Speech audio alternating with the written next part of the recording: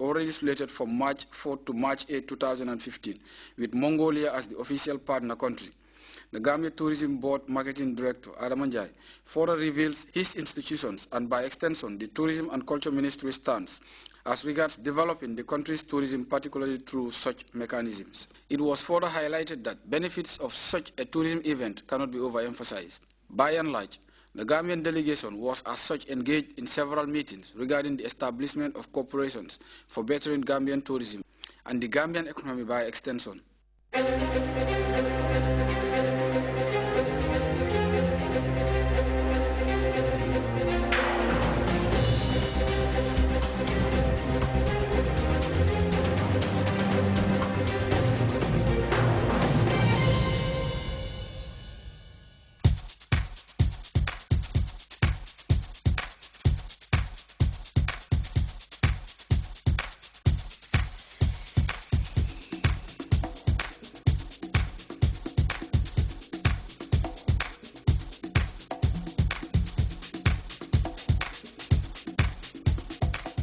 Voices of Leaders is here at ITB Berlin to bring you the latest from ministers and CEOs of tourism boards. The Gambia is a country in West Africa. Population is about 2 million, and then we have investment opportunities in the area of agriculture. Agriculture is our #1 sector that contributes the highest in terms of gross domestic product. We also have tourism investment opportunities in terms of infrastructure, hotels and other facilities that the tourists are coming to look for, because we are a tourist destination, but we still need to improve on our infrastructure. And we also have incentives for new investors in the Gambia. We have tax holidays that we give. We give duty waivers in terms of all importations for the first 5 years of your operations. So the investment opportunities are there. Agro-processing also for agriculture is there. The fishery sector is also very good. So there's a lot that we can offer to our investors coming from outside. We have airlines now. Connectivity is no longer a problem. Air Europa flies to the Gambia, direct flight from Madrid. Binta Canarias just started flying to the Gambia. And I think the reason why they're in the Gambia is because of the conducive environment in doing business, and also the fact that when investors come, we go out, the aviation authorities, the tourism authorities, we go out there to support them to make it easy for them to fly. Like many other countries, the Gambian delegation team is pleased with its association with ITB Berlin, since it has the opportunity to show herself as a country and destination on an extremely wider scale. Despite the fact that society is increasingly more digital, it is once again clear how important and relevant a fair like this can be in creating personal relationships with partners and clients.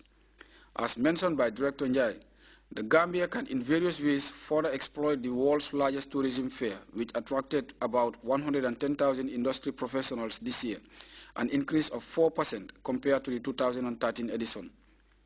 This includes scrutiny of deals worth 6.5 billion euros or $9 billion, which were closed during the travel fair as disclosed by the organizers.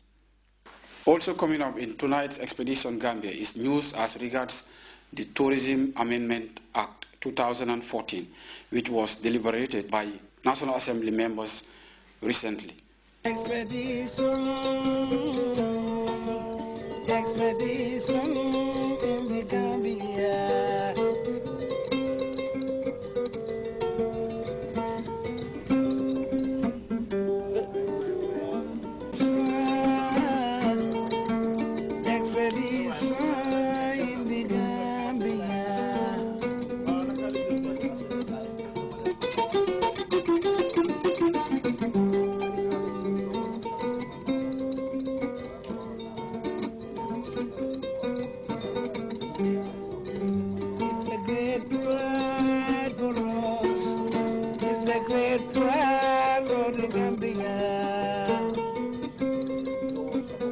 It's also educative.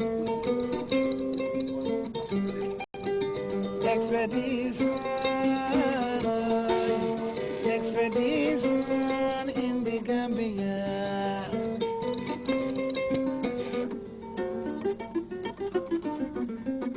Having talked about security in the tourism development area and the entire tourism industry at large in our previous edition, we shall once again furnish you with engagements in relation to the Tourism Offences Amendment Act 2014, which has recently been adopted at the Parliament. The Act, as explained in this report by GRTS's Buba SMCC, aims to limit the social impacts of tourism such as unlawful sexual advances, child sex abuse, child pornography and trafficking committed by tourists and any other person in the country.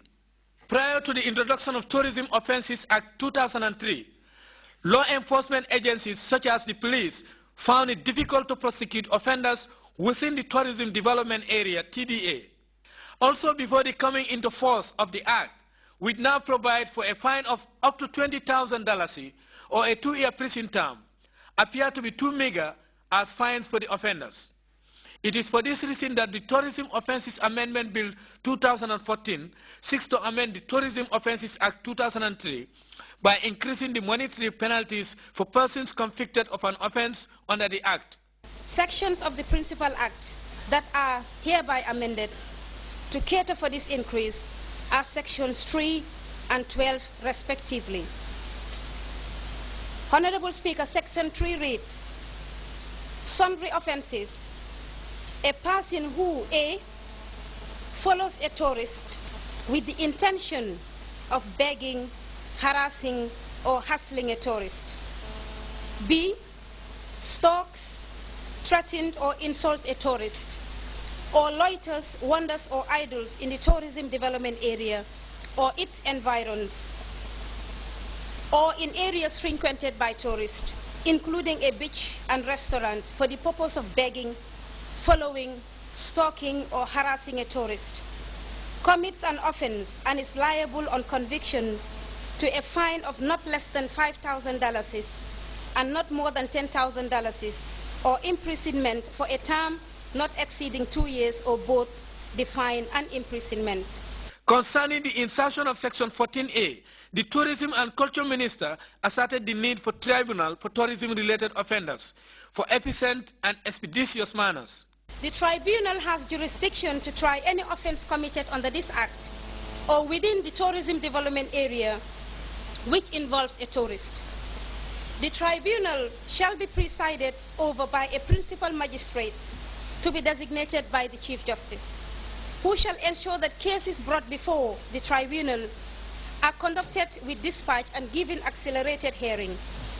This is particularly essential as some of the offenses under this Act may involve a tourist on short stay. It is important that such cases are dealt with expeditiously outside of the scheduled court system. The additional new section establishing the Tourism Offences Tribunal is therefore introduced as Section 14A. Honorable Alhaj Silla, the National Assembly member for Banjul North, seconded the motion. If we look at this Act, basically it is doing nothing but ensuring that our values are respected. Because all the offenses that are mentioned in this amendment has to do with immorality that is alien to our culture and norms and values. The bill was welcomed by lawmakers, and as for the majority leader, Honorable Fabakar Tombonjata, he wasted no time to commend the ministry for the introduction of such a bill, calling on his colleagues to consider its adoption. The Honorable Minister tabled her point very eloquently, and the seconder of the motion highlighted the necessity for us to protect our norms, and in fact this quite important sector because of its contribution to our GDP. So I all honorable members to please lend their support to this amendment. After scrutinizing section by section, the lawmakers saw the need for the Tourism Offences Amendment Bill 2014 to be adopted. Honorable colleagues, the bill entitled Tourism Offences Amendment Bill 2014, having gone through the committee of the whole House without amendments, be read a third time and passed. Those in favor, please say aye. Those not in favor, say no. The ayes have it. We once more thank the Honorable Minister of Tourism and Culture for this bill that is very timely, and we hope that the amendments will serve as a deterrent to the many challenges of the emerging trends of tourism and also promote excellent and healthy lifestyles